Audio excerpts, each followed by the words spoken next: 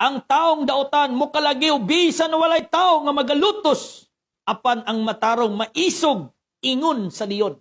This is now the time na ito mga righteous people of God, righteous people of the Philippines, mubarog nga maisog sama sa liyon. Ang ating mahal na Pangulo, yung ating mahal na Pangulo na si PRRD, siya po yung agila. Bilang agila, mataas po yung kanyang pananaw. Gusto po niya ng pagbabago ng bansang Pilipinas. Gusto po ng ating mahal na Pangulo ngayon bilang agila. Baguhin ang bansang Pilipinas, iayos itong bansang Pilipinas. Kaya lang yung mga nakapaligid sa kanya, hindi agila yung pananaw. Mga tamsi, mga tukmo, mga pirok-pirok.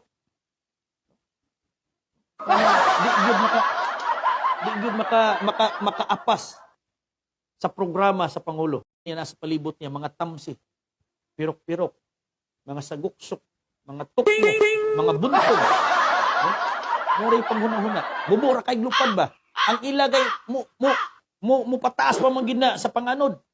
No? Kung asa tong kusog nga karit iya po ginang labuan. Pero kining mga buntog mubura kay lupad. Paglupad.